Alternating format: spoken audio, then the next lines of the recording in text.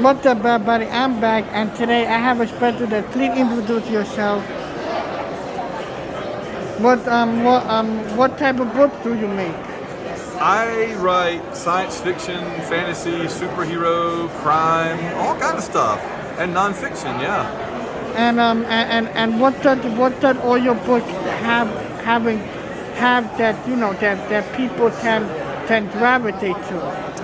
You know, it's interesting. I think that it's a combination of what I'm probably best known for is fast-paced action. My books are all like things happen really fast. A lot of things they roll along. You get into they're not long introspective works. They're fun action and adventure. I think that's the main thing. And I know that you also made comic books. So what's the difference between making the comic book and the novel? You know, it's interesting. I'd written novels for a number of years, and when I wrote my first comic book script, it uses a completely different set of tools in your brain. It's like the difference between working on a car and building a chair or something. You know, it's like you're building something, but it's a very different process. So I think the main difference is with a comic book. Well, let's this way. With a novel, you can just write and write and write and write until you get to the end of the story.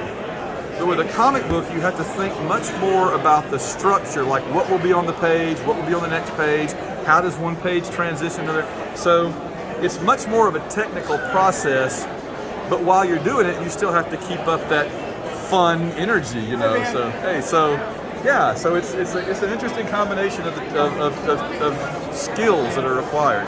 Like the comic book that really fascinated me the most is the one that looks like it's very similar to Marvel, like the Ascenders or something. What comic book do you make? Well, what I have, the Sentinels are they're kind of my version of the Avengers, so that would make sense that they're. What this one does, what Pulsar does, is it takes probably like the most popular, the main character from the team, and gives her own adventure where she's put up on a blind date by her grandmother, and everything's not going so well, and then the supervillains attack, and the question is what kind of effect will being attacked by supervillains have on the date? And what do you see yourself doing in the future with these novels? Do you see them maybe making a movie or maybe getting picked up from a bigger comic book company? It would be nice. I do know that my Vegas Heist novel, and I only got one copy left. Wow. Vegas Heist, Moonstone Comics is interested in making a comic book series out of this.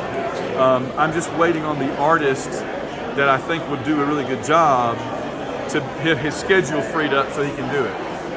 So hopefully, now beyond that, I think it'd make a great movie too, of course. But that's we'll see what happens. What project are you working on now in the project? I'm currently Alan J. Porter, who was here just a minute ago and just had to leave. Alan and I are plotting the third heist book because after Miami, we're going to have Monaco heist, where the guys go to the Formula One race in Monaco to steal some diamonds. So Alan and I were plotting up how they're going to try to get them and what happens, and there's always like a double cross and a complication. So it's going to be a lot of fun. Like what inspired you to do what you're doing now? Just a love for comics, for superheroes, for fun action stories. And with the heist books, it's like I love the movie Ocean's 11. I love the Donald Westlake novels, Richard Stark novels, and I just kind of wanted to do something of my own that kind of made people feel the way that those do. So it's just if you're having a really fun time writing it, you probably figure people have a fun time reading it.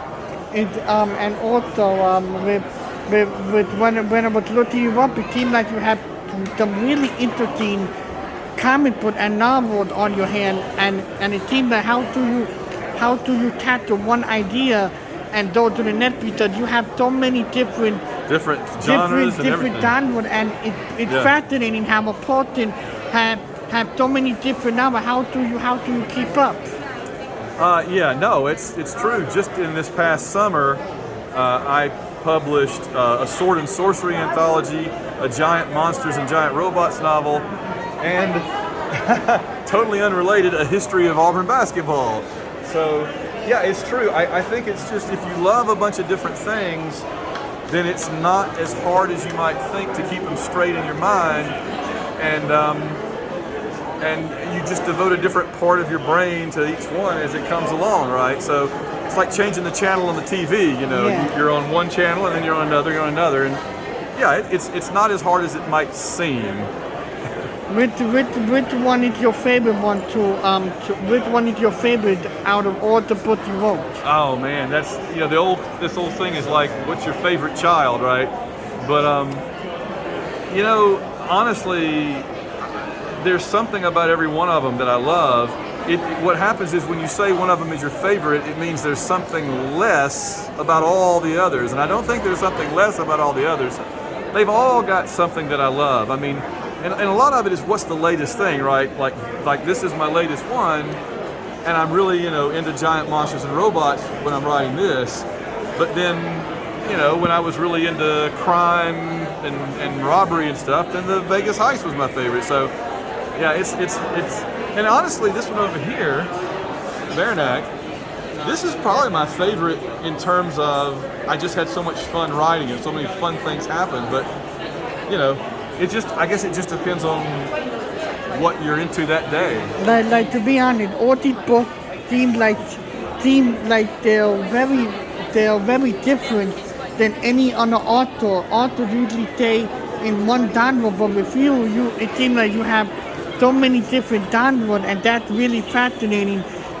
Tell me a little bit about Teeth, because Teeth seems like it looks like it's a video game.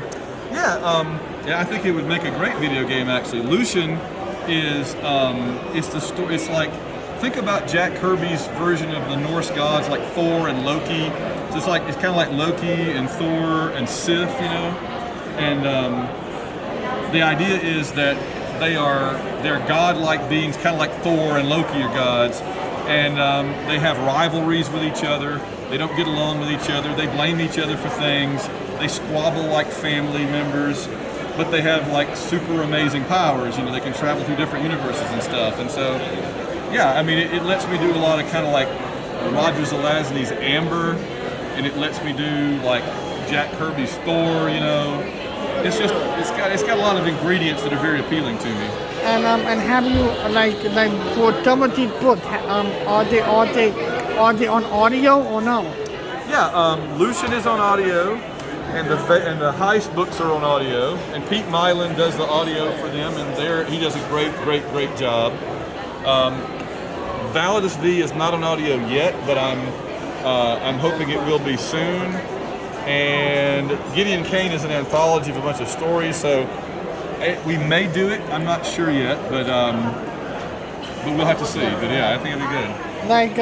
Like how are you enjoying DragonCon? How long have this is my 25th year. Like how are you liking it so far? Like what have you been doing this weekend? Well, this year I host Marvel DC Jeopardy. I host science fiction literature trivia. I was able to I moderated the Legends of Marvel Comics panel. How awesome was that? I was up there with Jim Starlin and John Romita Jr. and Mark Bagley, which was awesome. And then I've done a lot of panels, just discussing TV shows and movies and stuff. So that's fun. Like what do you think about the disabled community? Like people who are disabled, like. What do you think about people who are disabled? Disabled? Yeah. I think that this con goes way out of its way. I mean, well, not out of its way, but it goes to great lengths to try to make sure everybody's welcome and everybody has access to all the. And I'm sure there's probably always more things that could be done. Well, and what would you if you had any advice for people who want to do what you do? What would you tell them? For people that wanted to do what I do? Yeah. Number one is read lots of stuff, because I don't think you can write if you don't read a lot. You can, but it won't be as good. Because the more you take in, the more you can kind of synthesize it into your own thing. It's just like fuel in a car. The more gas you put in the car, the more you can go in the car. And then I would say the other thing would be creative, but be disciplined, right? Keep it fun, but treat it like a job too, where you want to do some, you want to, don't just forget about it and go get distracted. Work on it, and finish it. Because when you finish it, you'll know you can do it, and then you can kind of go from there. That interesting. And where can you buy the books? Amazon has all of my books. Bookstores can order my books, and you can also go to www.plexico.net, plexico.net, and find links to everything. Thank you so much for the interview. Thank you so much. It was wonderful.